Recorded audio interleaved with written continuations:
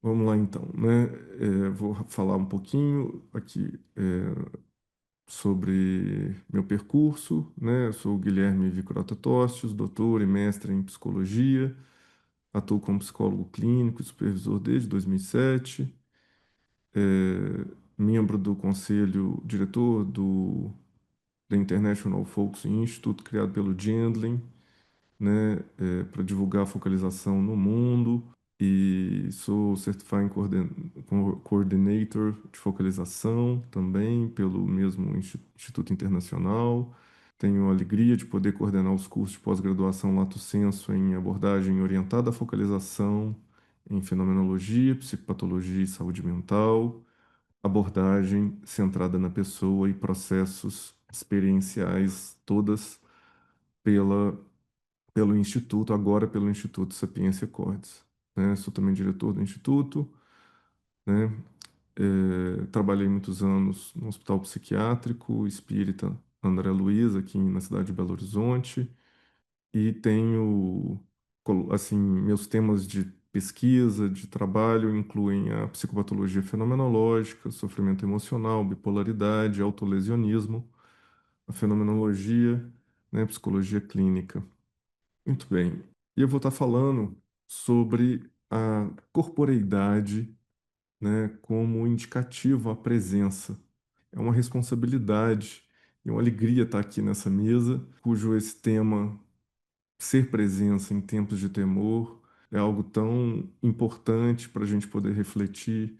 Mas hoje, especificamente, nesse momento, eu queria partir aí de uma tese simples, né, que a presença é, antes de tudo, um acontecimento que passa pelo corpo, né, em tempos aí de vínculos, digamos, rarefeitos, né, e referências instáveis, é no corpo vivido que a gente acaba reaprendendo a habitar talvez esse mundo, né? E eu quero começar destacando que quando a gente fala em presença hoje, a gente não está tratando apenas de uma dimensão individual ou psicológica, como a gente está vendo aqui, viu agora há pouco com a fala do Hernani, a gente está falando de uma questão humana, né? E que ela tem seu viés social, histórico.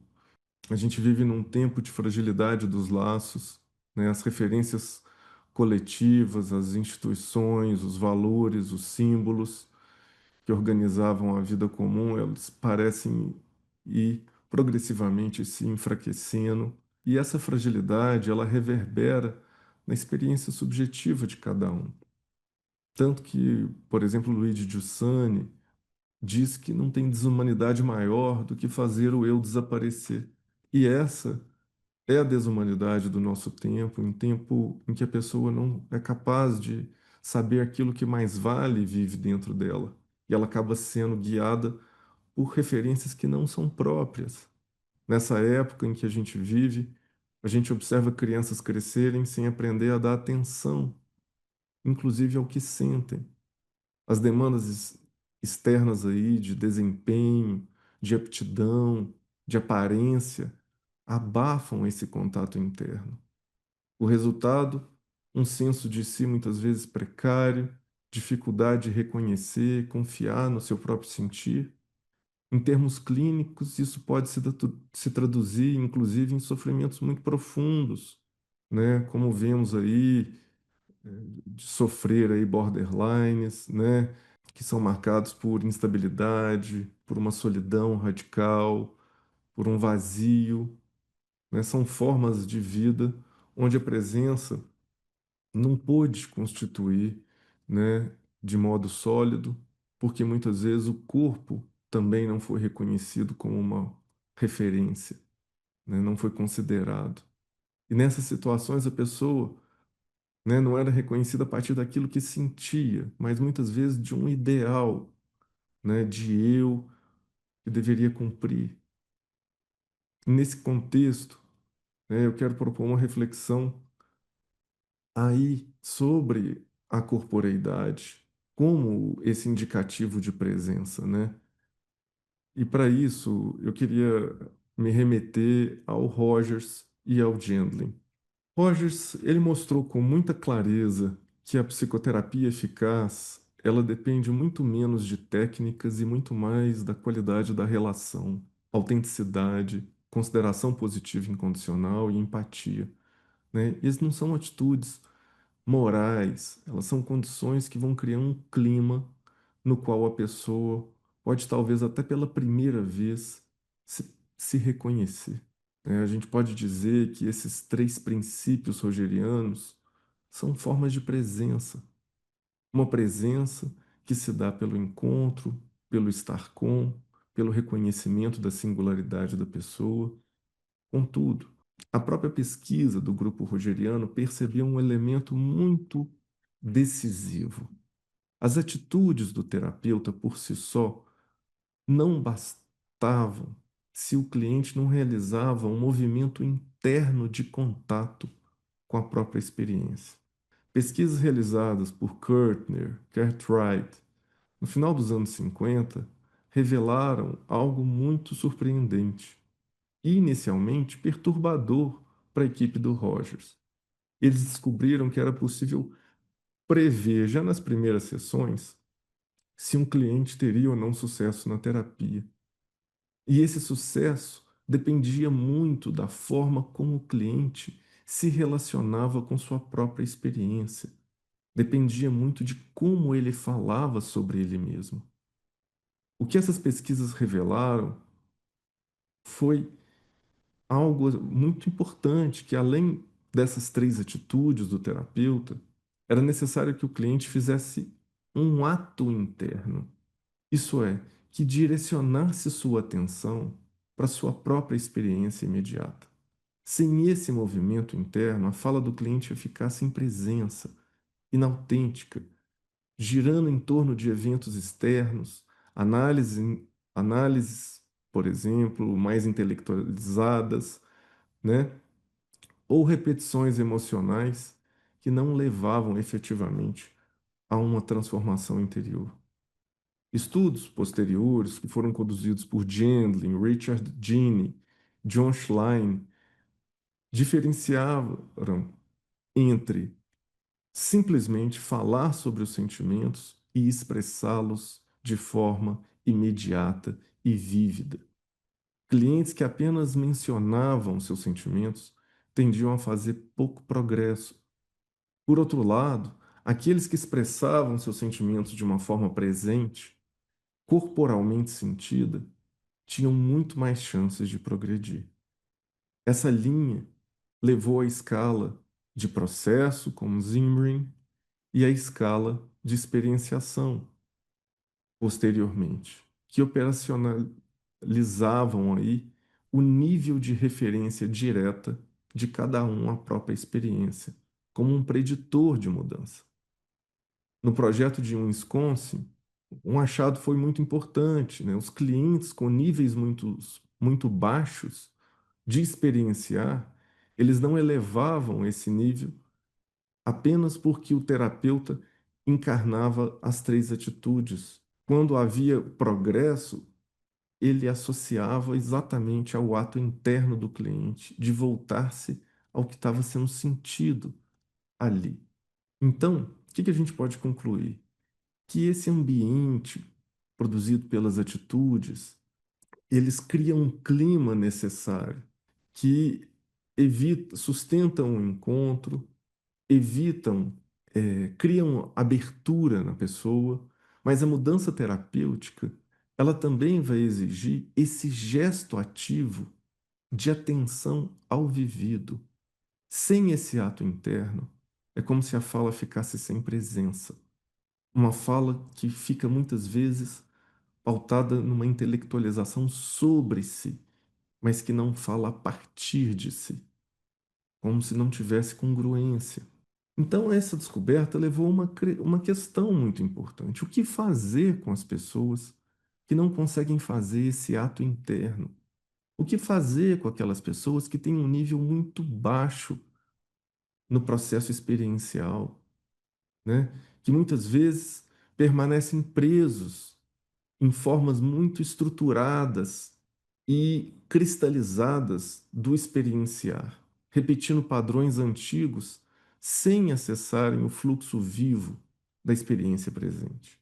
E a partir desse impasse empírico, né, Gendlin acaba articulando ali duas contribuições importantes e duas reflexões, porque a partir daí, né, ele vai dizer que existem múltiplas maneiras de poder conceitualizar a experiência, e algumas são mais frutíferas, acabam levando adiante, outras menos, acabam mantendo a gente mais preso, né? Então, o Gendlin oferece uma chave para isso.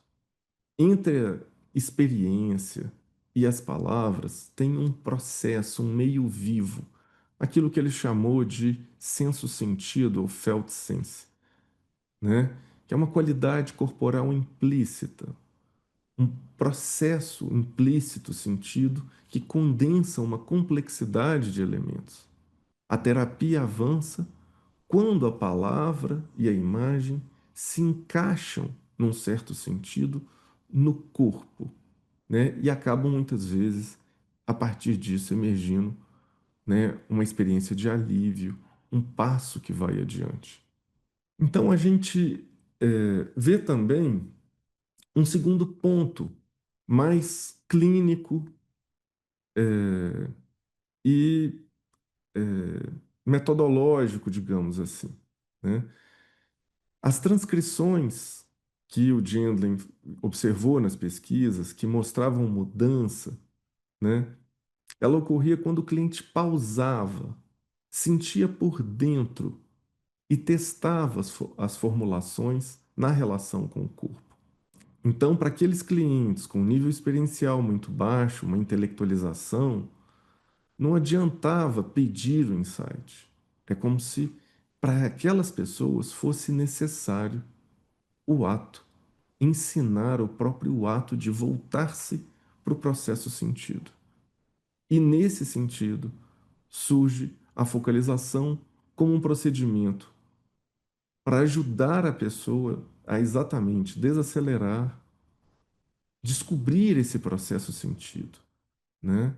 Voltar a sentir, entrar em contato de modo respeitoso com aquilo que se passa no corpo, aguardar com que o corpo vá mostrando o processo. Em termos rogerianos, é como se a focalização operacionalizasse o caminho da incongruência à congruência, né? Como se ela buscasse restituir um pouco de presença onde a fala estava sem o corpo. Em termos de pesquisa, a focalização vem responder um pouco ao achado do Kertner e do Cartwright e do próprio projeto de Wisconsin, atuando exatamente naquelas pessoas que não conseguiam realizar espontaneamente esse ato interno, né? Ensina-se então esse procedimento para que a pessoa possa voltar a sentir, né? A descobrir por dentro, considerar o seu próprio processo sentido, o seu próprio movimento sentido. Então a gente chega num ponto aqui. A corporeidade é, de fato, um indicativo de presença. A gente pode viver, num certo sentido, desincorporado, alienado da gente mesmo, quando as palavras e as ações já não correspondem àquilo que a gente realmente sente. E essa alienação é a ausência de presença. Roger descreveu isso como incongruência, discrepância entre a experiência real do organismo e a simbolização. Quando a gente se detém e ouve o nosso corpo, algo muda, surge um movimento. O felt sense, essa sensação corporal carregada de significado sobre uma situação. É um conhecimento pré-conceitual que o corpo possui, uma presença encarnada e que vai tornando-se antídoto um pouco do próprio processo de alienação. A pessoa volta a habitar a própria experiência em vez de apenas repetir discursos ou defesas. É um movimento em direção à congruência, à simbolização. E é importante reconhecer que a presença, ela não está garantida para a gente. Em nosso trabalho, a gente vê diversos processos, processos frágeis, que não se desenvolvem plenamente. Eles ficam suspensos ou interrompidos. Por exemplo, nos estudos da Margaret Warner sobre processos frágeis, muitos clientes apresentam um estilo de processamento delicado que dificulta trabalhar formatos através de dinâmicas terapêuticas comuns. São pessoas que acabam oscilando entre intensidades muito baixas, né, ou muito altas, com dificuldades para iniciar e para interromper muitas vezes acessar as próprias experiências. E nesses casos, a maneira de acolher a experiência, o tempo que se dá a ela, é decisivo. E é aqui que a focalização, ela acaba se mostrando também como um caminho crucial, não apenas como técnica, mas como gesto de volta a si, né? Ela nos ensina a silenciar essa mente acelerada, hiperdefensiva, a voltar ao corpo, a dar espaço ao que a gente sente, mas aquilo que a gente ainda não sabe nomear. Ela nos ensina a escutarmos, a nos escutarmos, ao invés de nos dizermos. O que que isso significa? Ela nos ajuda a habitar as bordas do próprio processo, numa atitude fenomenológica de não saber, em que a curiosidade gentil, o respeito, eles são elementos básicos desse gesto que nos permite reconhecer nuances da nossa própria personalidade, que até então não eram conhecidos, eram desconhecidos. E esse gesto, né, reduz a aceleração, que acaba dominando a nossa vida contemporânea, vai criando condições para que algo novo emerja. Um movimento vital que se atualiza quando a gente acolhe esse próprio sentir. Retomando então o assunto da presença, o Jandlin trouxe um aspecto pouco explorado na psicoterapia que tem mostrado excelentes resultados em processos frágeis, em vivências que a gente denomina como borderlines ou mesmo bipolares. O Jandlin, por não se preocupar inicialmente com efetivamente a representação e caminhar pela via da sensação corporal, o que que ele faz? Ele abre um leque de possibilidades para que as pessoas comecem a reconhecer partes delas sentidas que até então eram desconhecidas, implícitas, sem representação, sem sentido, mas que atuavam e atuam diretamente na vida da pessoa. Em situações como a bipolaridade, eu pude observar nos pacientes, né, nos participantes da minha pesquisa de doutorado, partes internas desconhecidas que geravam, quando não reconhecidas, um profundo senso de solidão. Mesmo que essas pessoas estivessem cercadas por familiares. Então, a focalização, ela nos auxilia a amplificar a voz desses processos sentidos que a própria pessoa não consegue muitas vezes reconhecer. Enquanto, por exemplo, a ciência hegemônica aí do momento, ela tende a considerar que apenas a medicalização tem algo a oferecer nesses casos. Só que quando a gente começa delicadamente a ouvir essas partes silenciadas que atuam ativamente na qualidade, na queda da qualidade de vida da pessoa, a gente vai ajudando essas pessoas com sofrimentos mais severos a reencontrar um horizonte de esperança e a tecer sentido onde até então apenas a medicação parecia caber. E isso por meio de uma atitude radicalmente fenomenológica. Porque se não for fenomenológica, ela acaba não funcionando. Porque o fenômeno vivido, ele acaba não se revelando. E se não se revelar, se não for escutado a partir daquilo que está lá, não tem mudança, não tem mudança sentida. E aí a gente encontra uma questão em relação às terapias que elas não escutam muito a experiência sentida no corpo.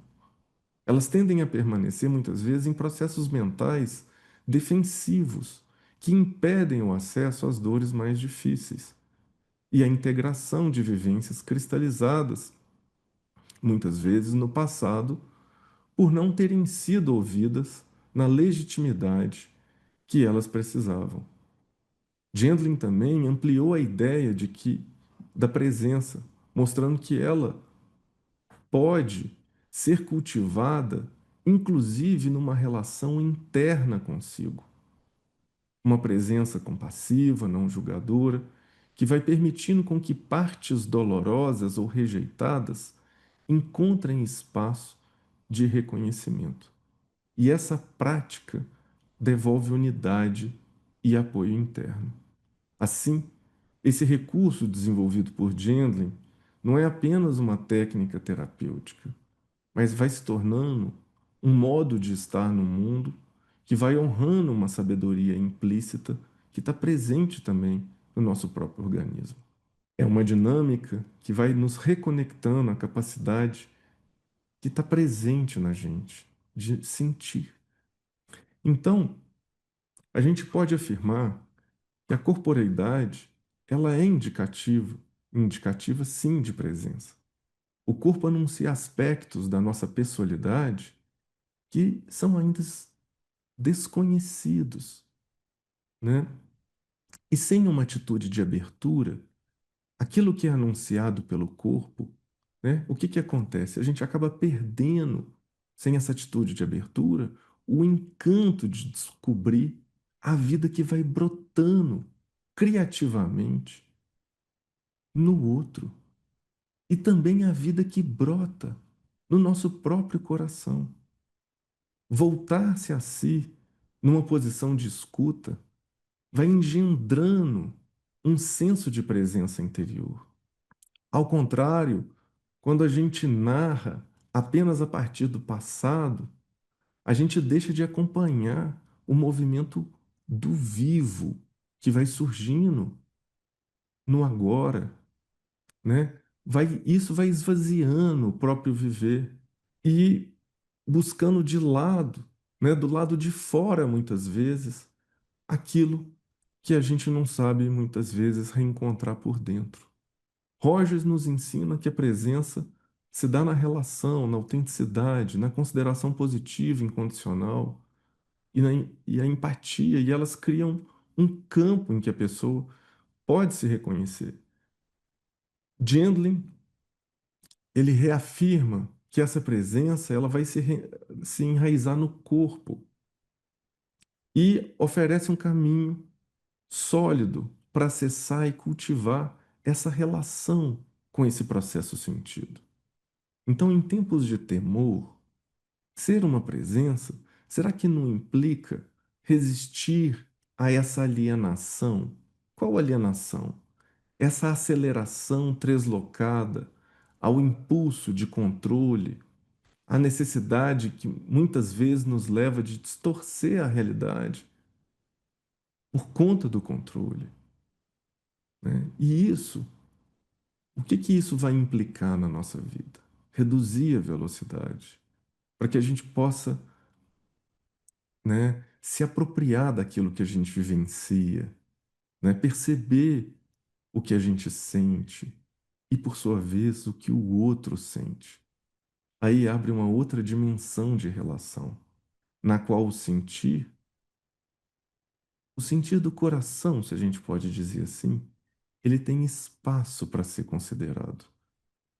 E muitas vezes nos ajuda a reencontrar um eixo perdido de uma vida que parecia sem sentido.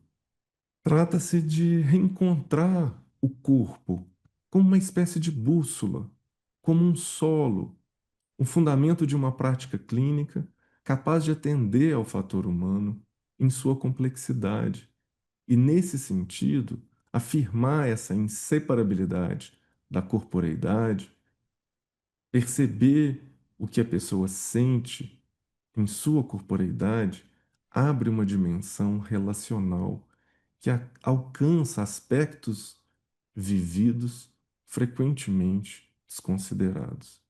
Então, incluir o corpo na relação terapêutica nos eleva a um outro patamar do que a gente chama de presença, porque a corporeidade, ela anuncia, num certo sentido, o que o coração já sente e a boca ainda não é capaz de dizer, por conta dessa mente translocada.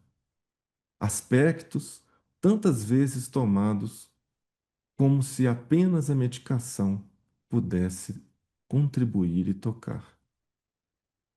E quando levado a sério, né? Quando levado a sério a corporeidade, a presença, elas resgatam a convicção de que todo acontecer humano é provido de sentido, sobretudo quando esse sentido é encontrado na escuta e não numa fala desenraizada, movida por uma mente inquieta, moldada aí por modos desumanizantes da contemporaneidade. Sustentar no gesto clínico e humano a confiança de que ainda é possível habitar o mundo com incerteza, mesmo quando as referências externas acabam desmoronando, é parte do nosso ofício. A corporeidade, como indicativo de presença, é mais do que um conceito teórico. É um convite para a gente voltar ao corpo, ouvir o sentir, perceber o que emerge vivo.